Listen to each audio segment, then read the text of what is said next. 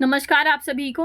मैं नेहा दैया त्रिदिशाएं क्लासेस में आप सभी का स्वागत करती हूं और हम पढ़ने जा रहे हैं आज सार लेखन या संक्षेपण की अभ्यास श्रृंखला नंबर 9। 8 हम कर चुके हैं, एक डिटेल में मैंने आप लोगों को बताया है। तो ये आपका जो CSIR CASC का एग्ज़ाम होगा, SO और ASO पोस्ट के लिए सेकेंड स्टेज पे जो आपका एग्ज़ाम होने वाला है, डिस्क्रिप्टिव आपका पेपर होगा ये, जिसमें लैंग्वेज चूज़ करनी होती है हिंदी या फिर इंग्लिश। जिन लोगों की हिंदी है उनके लिए ये क्लास मैंने बनाई है। तो चलिए शुरू करते हैं हम अपनी क्लास। और जिन लोगों ने अपनी पुरानी क्लासेस नहीं देखी है वो चैनल पर जा कर के पुरानी क्लासेस देख सकते हो, लिंक उनके डिस्क्रिप्शन बॉक्स में भी मिलेंगी। और शुरू करते हैं अपनी क्लास। तो सबसे पहले माँ सरस्वती का ध्यान करते हैं। ओम सरस्वती नमस्तुभ्यं वरदे कामरूपिणी विद्या आरंभम करिष्यामि सिद्धिर्भवतु मे सदा। हे माँ सरस्वती, हम आपको प्रणाम करते हुए अपना अध्ययन शुरू करने जा रहे हैं। हम पर अपनी कृपा दृष्टि बनाए रखना, आशीर्वाद देना। जिन लोगों ने त्रिदिशाएं क्लासेस के चैनल को अभी तक सब्सक्राइब नहीं किया है वो त्रिदिशाएं क्लासेस के चैनल को सब्सक्राइब कर लीजिए, बेल आइकन को प्रेस कर लीजिए ताकि जो भी नई वीडियो आए उसकी नोटिफिकेशन आप लोगों तक पहुंच सके। तो चलिए शुरू करते हैं हम अपनी क्लास। वीडियो पसंद आए तो लाइक कीजिए, कमेंट कीजिए, शेयर कीजिए और कोई भी फीडबैक, कोई सजेशन आप देना चाहते हैं, कोई क्वेरी है आपकी, कोई डाउट है तो कमेंट सेक्शन आप लोगों के लिए खुला हुआ है। आप आराम से वहाँ पे कमेंट कर सकते हैं, मैं आप लोगों का रिप्लाई ज़रूर दूंगी। तो आज हम पढ़ने जा रहे हैं संक्षेपण अभ्यास श्रृंखला नंबर 9। एक अभ्यास श्रृंखला में हम 2 गद्यांश मैं खुद सोल्व करवाती हूँ आप लोगों को, तीसरा आप लोगों को खुद से करना होता है, प्रैक्टिस के लिए है वो। उसका आंसर आप लोगों को शाम तक टेलीग्राम चैनल है त्रिदिशाएं क्लासेस के नाम से, लिंक उसका डिस्क्रिप्शन बॉक्स में है। आप वहाँ जा कर के उसकी PDF डाउनलोड कर सकते हैं। वहाँ से आपको उसका जो संक्षेपण है पूरा वो भी मिल जाएगा, टाइटल वाइटल जो भी उसका सॉल्यूशन रहेगा वो आपको वहाँ से आराम से मिल जाएगा।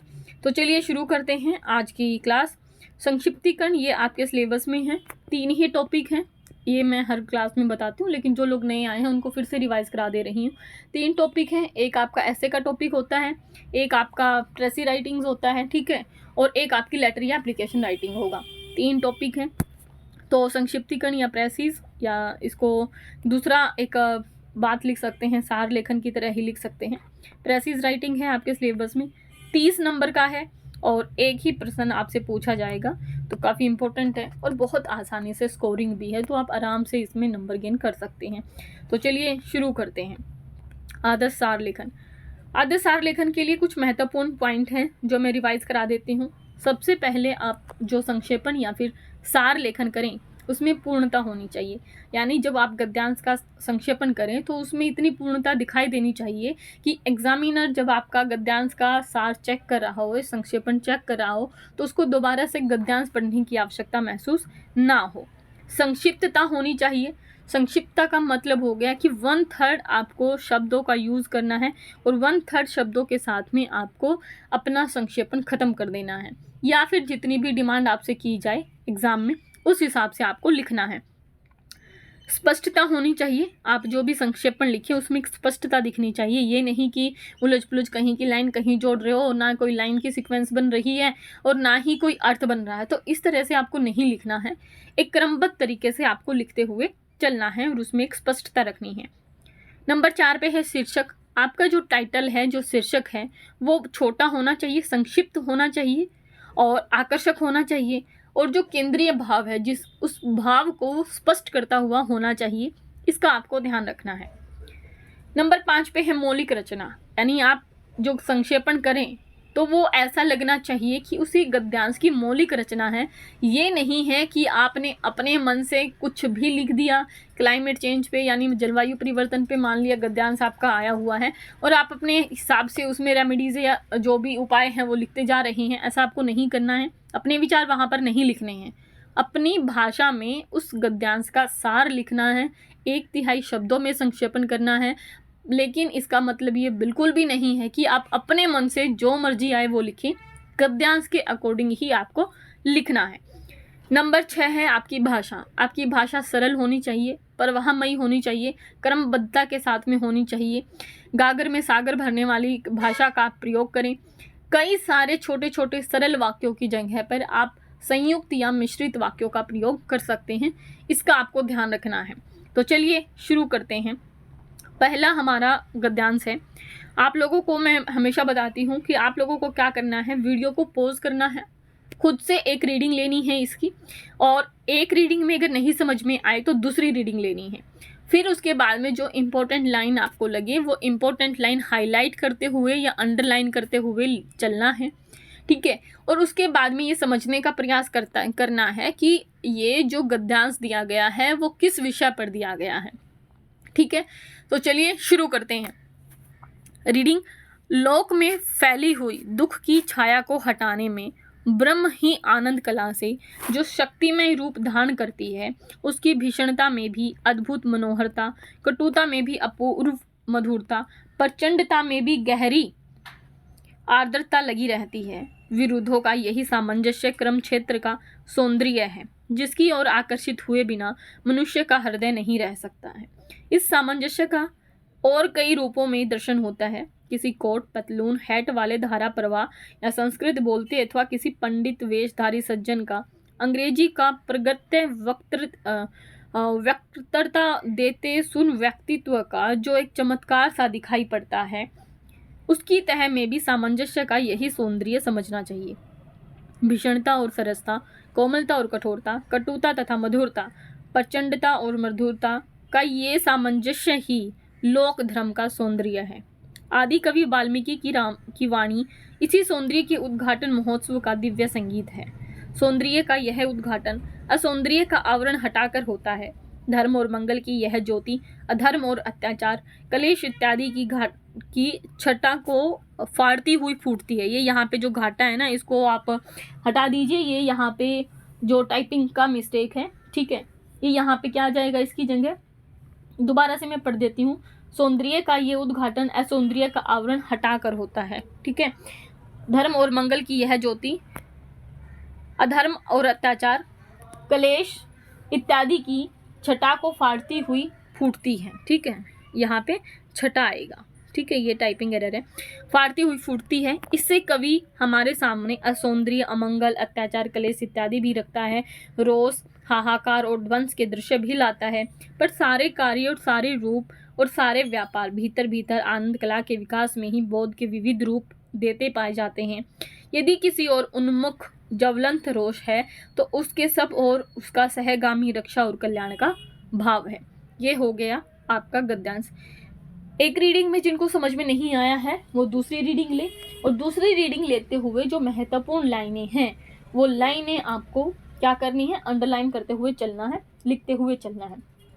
यहाँ पर आप लोगों को समझ में आया होगा कि किसके बारे में। लोक में फैली हुई दुख की छाया को हटाने में ब्रह्म ही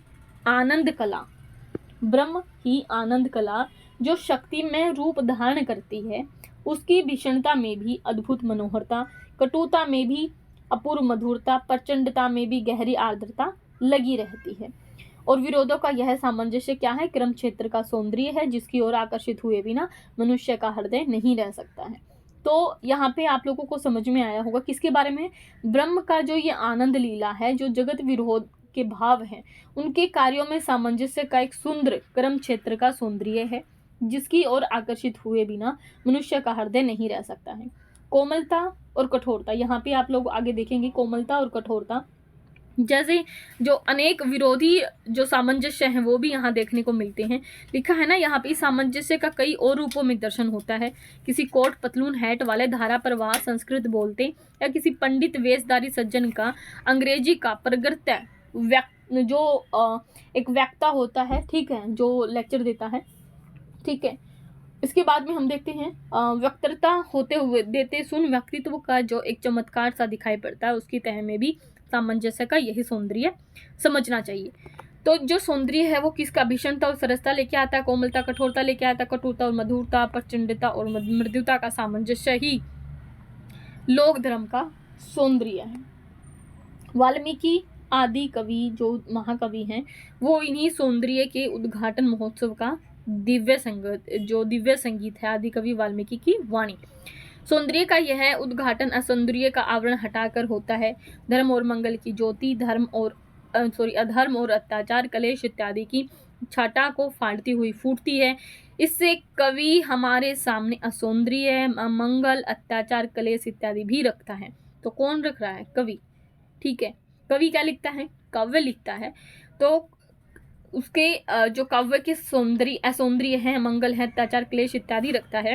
रोष में हाहाकार और ध्वंस के दृश्य भी लाता है, पर सारे कार्य, सारे रूप और सारे व्यापार भीतर भीतर आनंद कला के विकास में ही बोध के विविध रूप देते हुए पाए जाते हैं। यदि किसी और उन्मुख ज्वलंत रोष है तो उसके सब और उसका सहगामी रक्षा और कल्याण का भाव है। तो ये बात किसके बारे में हो रही है? ये काव्य के बारे में हो रही है।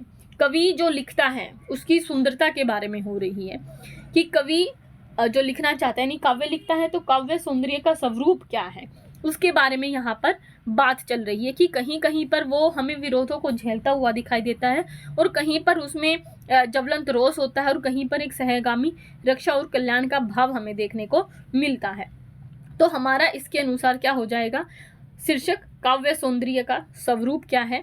ब्रह्म का यह आनंद लीला जगत विरोधी भावों और कार्यों में सामंजस्य का सुंदर कर्म क्षेत्र है। कोमलता और कठोरता जैसे अनेक विरोधी भावों में सामंजस्य देखना लोक धर्म का सौंदर्य है। वाल्मीकि आदि महाकवि सौंदर्य के विविध रूपों को वाणी देते हैं। असौंदर्य के भी सौंदर्य की सृष्टि करने में ही सच्चे काव्य सौंदर्य का स्वरूप प्रकट होता है। ये हो गया इसका गद्यांश का शीर्षक और इसका संक्षेपण। आप लोगों को इसके हिसाब से क्या लगता है? आप भी कमेंट सेक्शन में इसको लिख सकते हैं। इसका टाइटल क्या हो सकता है?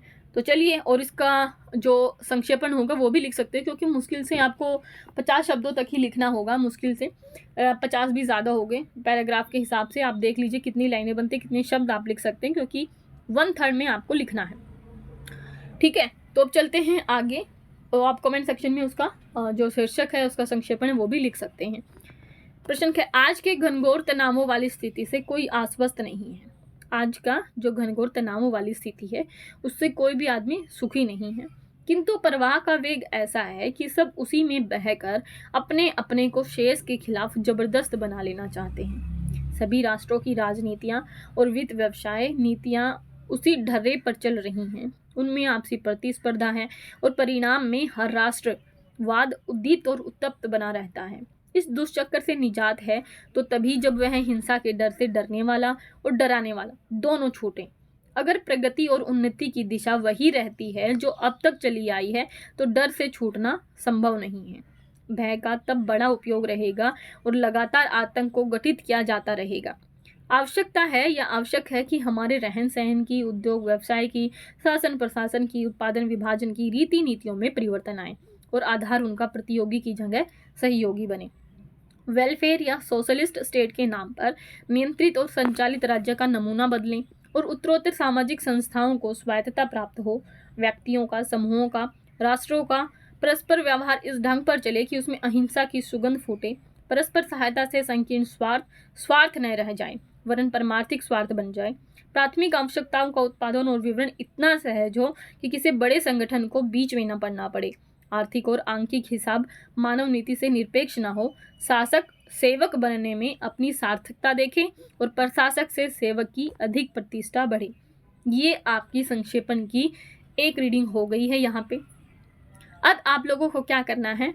पॉज करना है, जो इम्पोर्टेंट लाइन आप लोगों को लगे उनको अंडरलाइन या हाईलाइट करते हुए चलना है। ठीक है, और फिर आपको देखना है कि ये पैराग्राफ, ये गद्यांश किस विषय पर दिया गया है।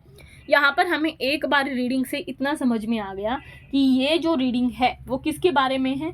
ये सारी की सारी जो आजकल जो विभिन्न जो देश हैं उनके बीच में जो नीतियाँ चल रही हैं उनके बारे में है। क्योंकि जितने भी जो देश हैं वो भले ही कितना ही तनाव वाली स्थितियाँ हैं, कितना ही प्रवाह तेज है, लेकिन सब क्या कर रहे हैं? अपने अपने को लगे हुए हैं और जो बाकी दूसरे जो लोग हैं, दूसरे जो देश हैं, उनके खिलाफ अपने आप को मजबूत बना लेना चाहते हैं। ठीक है, पहली लाइन यही कहती है, आज के घनघोर तनाव वाली स्थिति से कोई भी आश्वस्त नहीं है, लेकिन प्रवाह का वेग ऐसा है कि सब उसी में बहकर अपने अपने को शेष के खिलाफ जबरदस्त बना लेना चाहते हैं। सभी राष्ट्रों की राजनीतियां, वित्त व्यवसाय नीतियां उसी ढर्रे पर चल रही हैं उनमें क्या है, प्रतिस्पर्धा, कंपटीशन है। और परिणाम में जो हर राष्ट्रवाद है वो क्या है, उद्दीप्त और उत्तप्त बन रहा है, अग्रेसिव बन रहा है। इस दुष्चक्र से निजात है तो तभी जब वह हिंसा के डर से डरने और डराने वाला दोनों छूटे। अगर प्रगति और उन्नति की दिशा वही रहती है जो अभी तक एक दूसरे को डराते हुए चली आ रही है, तो डर से छूटना संभव नहीं है। भय का तब बड़ा उपयोग रहेगा और लगातार आतंक को गठित किया जाता रहेगा। आवश्यकता है कि हमारे जो रहन सहन की, उद्योग की, व्यवसाय की, शासन प्रशासन की, उत्पादन विभाजन की रीतियां और नीतियों में क्या आए, परिवर्तन आए। आधार उनका प्रतियोगी की जगह कैसा हो, सहयोग वाला बने। वेलफेयर या सोशलिस्ट स्टेट के नाम पर जो नियंत्रित या संचालित राज्य का नमूना है उसको बदलें और उत्तरोत्तर सामाजिक संस्थाओं को क्या मिले, स्वायत्तता प्राप्त हो। व्यक्तियों का, समूहों का, राष्ट्रों का परस्पर व्यवहार इस ढंग पर चले कि उसमें अहिंसा की सुगंध फूटे। परस्पर सहायता से जो संकीर्ण स्वार्थ हैं वो स्वार्थ न रह जाएं, बल्कि क्या बने, परमार्थिक स्वार्थ। परमार्थिक स्वार्थ कौन से होते हैं, जब हम दूसरों की मदद करना चाहते हैं, यानी कोई काम जब हम कर रहे हैं किसी के भले के लिए कर रहे हैं, तो प्राथमिक आवश्यकताओं का उत्पादन और विवरण इतना सहज हो कि किसी बड़े संगठन को फिर बीच में नहीं पड़ना पड़ेगा। अगर आप किसी दूसरे के अच्छे के लिए काम कर रहे हैं तो किसी को डराने धमकाने की जरूरत आपको महसूस नहीं हो रही है तो आर्थिक और आंकिक हिसाब क्या होंगे, मानव नीति से निरपेक्ष ना हो, शासक कैसे हों, सेवक बनने में दिलचस्पी दिखाएं और अपनी सार्थकता देखें, और प्रशासक से सेवक की अधिक प्रतिष्ठा बढ़े। ठीक है, तो ये समझ में आ गया कि ये जो भाव हैं वो क्या हैं, आज के विश्व के दौर की जो नीतियां हैं। ठीक है, आज का जो दौर चल रहा है, जो राष्ट्र जो नीतियां बना रहे हैं, ठीक है, एक दूसरे के खिलाफ बना रहे हैं या एक दूसरे को सहयोग देना चाहते हैं। मेन बात क्या है, यहाँ पर हम एक ऐसा समाज चाहते हैं जो परस्पर सहयोग पर आधारित हो, जो अहिंसा पर आधारित हो, जो एक वेलफेयर या सोशलिस्ट स्टेट के नाम पर किसी को नियंत्रित ना करे बल्कि एक दूसरे को सहायता दे। ठीक है, जिसमें अहिंसा की सुगंध हो, जो परमार्थ पर आधारित हो, जो आतंक से रहित हो। ठीक है, तो हमारे हिसाब से जो इसका गद्यांश का शीर्षक है वो है विश्व राष्ट्रों की नीतियां। शीर्षक आपका हो गया विश्व राष्ट्रों की नीतियां। अब संक्षेपण की बात कर लें तो आज विश्व राष्ट्र जिन राजनीतिक और वित्तीय नीतियों पर चल रहे हैं वे विश्व में क्या है, उत्ताप, दुष्चक्र, भय और हिंसा को जन्म दे रही हैं। और यही अगर लगातार रहा तो आपको पता है क्या होगा, प्रतिस्पर्धा बढ़ेगी, आतंकवाद पनपेगा। उनसे आधिपत्य को जन्म देने वाली प्रतिस्पर्धा, देखिए ये शब्द हम अपने तरफ से जोड़ रहे हैं इसमें, लेकिन ये उस केंद्रीय भाव को ही स्पष्ट कर रहा है। उनसे आधिपत्य को जन्म देने वाली प्रतिस्पर्धा बढ़ रही है और आतंकवाद पनप रहा है। आज आवश्यकता इस बात की है कि राष्ट्रों के बीच परस्पर सहयोग बढ़े, राज्य के स्थान पर सामाजिक संस्थाओं को स्वायत्तता प्राप्त हो, प्राथमिक आवश्यक वस्तुओं का उत्पादन हो, सर्वत्र अहिंसा का वातावरण हो, प्रशासक सेवक बने और सेवक का सम्मान हो। ठीक है, ये आजकल जो विश्व के राष्ट्र की नीतियां हैं वो इसी आधार पर होनी चाहिए। ठीक है, ये इस गद्यांश में कहा गया है। उम्मीद है इतना आप लोगों को समझ में आया होगा। अब आप लोगों के बात के कर लेते हैं। इसमें कहा गया है, ये आप लोगों को बताना है, कविता ही मनुष्य के हृदय को स्वार्थ संबंधों के संकुचित मंडल से ऊपर उठाकर लोक सामान्य की भावभूमि पर ले जाती है, जहां जगत की नाना गतियों के मार्मिक स्वरूप का साक्षात्कार और शुद्ध अनुभूतियों का संचार होता है। ठीक है, इतना समझ में आया होगा आपको। ये आप लोगों के लिए है, मैं एक रीडिंग दे रही हूँ, लेकिन इसकी रीडिंग खुद आप लोगों को करनी है। ठीक है, और जो महत्वपूर्ण लाइनें हैं वो आप लोगों को लिखनी है। इसका शीर्षक क्या होगा ये भी आप लोगों को लिखना है। कमेंट सेक्शन खुला हुआ, वहाँ पर आप लिख सकते हैं। इसका जो आंसर होगा वो आपको टेलीग्राम चैनल पर मिल जाएगा। पहले इसकी एक रीडिंग कर लेते हैं। इस भूमि पर पहुंचे हुए मनुष्य को कुछ काल के लिए अपना पता नहीं रहता है। वह अपनी सत्ता को लोक सत्ता में लीन किए रहता है। उसकी अनुभूति सबकी अनुभूति होती है या हो सकती है। इस अनुभूति योग के अभ्यास से हमारे मनोविकारों का परिष्कार और शेष स्थिति के साथ हमारे रागात्मक संबंध की रक्षा और निर्वाह होता है। जिस प्रकार जगत अनेक रूपात्मक है उसी प्रकार हमारा हृदय भी अनेक भावात्मक है। इन अनेक भावों का व्यायाम और परिष्कार तभी समझा जा सकता है जबकि इन सब का प्राकृत सामंजस्य जगत के भिन्न भिन्न रूपों, व्यापारों या तथ्यों के साथ हो जाए। इन्हीं भाव के सूत्र में मनुष्य जाति जगत के साथ तादात्म्य का अनुभव चिरकाल से करती आई है। जिन रूपों और व्यापारों में मनुष्य आदिम युग से ही परिचित है, जिन रूपों और व्यापारों को सामने पाकर वह नर जीवन के आरंभ से ही लुप्त और क्षुब्ध होता चला आ रहा है, उसका हमारे भाव के साथ मूल या सीधा संबंध है। अतः काव्य के प्रयोजन के लिए हमें उन मूल रूपों और मूल व्यापार कह सकते हैं। इस विशाल विश्व के प्रत्येक से गूढ़ तथ्यों को भाव के विषय या आलंबन बनाने के लिए इन्हीं मूल मार्मिक रूपों में नहीं लाए जाते, तब तक उन पर काव्य दृष्टि नहीं पड़ती है। ये इसकी एक रीडिंग हो गई है। आप लोगों को इसकी रीडिंग करने के बाद में जो टाइटल है वो सब कमेंट सेक्शन में लिखना है। जाते जाते त्रिदिशाई क्लासेस के चैनल को जरूर सब्सक्राइब कर लें जिन लोगों ने अभी तक नहीं किया है। ये हमारा टेलीग्राम चैनल है, त्रिदिशाई क्लासेस के नाम से चैनल है, t.me/त्रिदिशाई ये लिंक है इसका, एजुकेशनल चैनल के नाम से है ये। यहाँ पर आपको इसकी PDF मिल जाएंगी और पुरानी भी जितने हमने सार लेखन किए हैं उनकी भी PDF और उनके आंसर आप लोग को वहाँ पर मिल जाएंगे। वहाँ से आप इन्हें डाउनलोड करके पढ़ सकते हैं और प्रैक्टिस कर सकते हैं। तो लगभग हो गए हैं हमारे, एक में 3 होते हैं तो 9 × 3 करेंगे हम, तो लगभग 27 पैराग्राफ हम लोगों ने कर लिए हैं। 27 मेरे हिसाब से बहुत होते हैं। एक और हम इसके लिए लेकर के आएंगे, एक क्लास और बची है आपकी 10 प्रैक्टिस सेट का। मैंने आप लोगों को कहा था कि 10 प्रैक्टिस सेट हम इसके लिए करेंगे तो लगभग 30 हो जाएंगे मेरे हिसाब से। ठीक है, 30 इतने पर्याप्त हैं। लेकिन अगर आप लोगों की रिक्वायरमेंट और ज़्यादा है, आप चाहते हैं कि मैं और प्रैक्टिस सेट करवाऊँ इसके लिए, तो आप मुझे कमेंट सेक्शन में लिख सकते हैं, मैं आप लोगों के लिए और प्रैक्टिस करवा दूँगी। क्योंकि 10 करने के बाद में मैं सोची हूँ कि हम लोग अब अपने निबंध लेखन पर काम करें, क्योंकि निबंध आप लोगों को आपको पता है कितने का आएगा, 50 के 2 आएंगे। ठीक है, तो टोटल आपका 100 नंबर का निबंध आएगा। काफ़ी इंपॉर्टेंट टॉपिक है। तो मैं सोच रही हूँ टाइम की नज़ाकत को देखते हुए आपका रिजल्ट कभी भी डिक्लेयर हो सकता है। ठीक है, कैंसिल होने का तो अब चांस ही नहीं है, तो रिजल्ट आप लोगों को आ सकता है, तो इसीलिए आप तैयारी करते रहें। तो 50 नंबर के निबंध आएंगे, इसके लिए हम काम करेंगे। और लेटर और एप्लीकेशन राइटिंग की क्लासेस ऑलरेडी चल रही हैं, लगभग 5-6 क्लासेस मैंने करा दी है। जिन लोगों ने नहीं देखी है वो उन क्लासेस को ज़रूर देख लें, क्योंकि एक लेटर या राइटिंग भी आपका आएगा 20 नंबर का। काफ़ी महत्वपूर्ण है ये नंबर गेन करने आप लोगों के लिए। तो आप लोग प्रैक्टिस करते रहिए। कोई डाउट है, कोई क्वेरी है तो आप कमेंट सेक्शन में लिख सकते हैं, मैं आप लोगों का जवाब ज़रूर दूंगी। साथ ही जिन लोगों को कोई और टॉपिक पर वीडियो चाहिए है तो हम उसके लिए भी तैयारी कर रहे हैं, तो मैं उनके लिए भी बना दूंगी।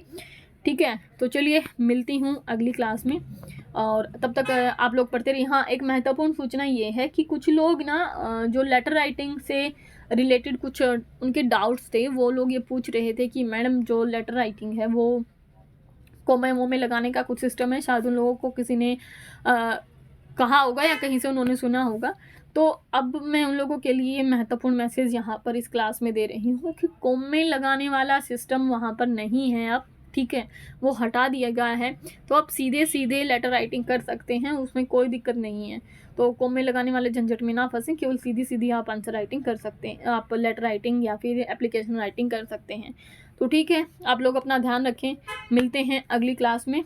तब तक के लिए पढ़ते रहिए, आगे बढ़ते रहिए। धन्यवाद।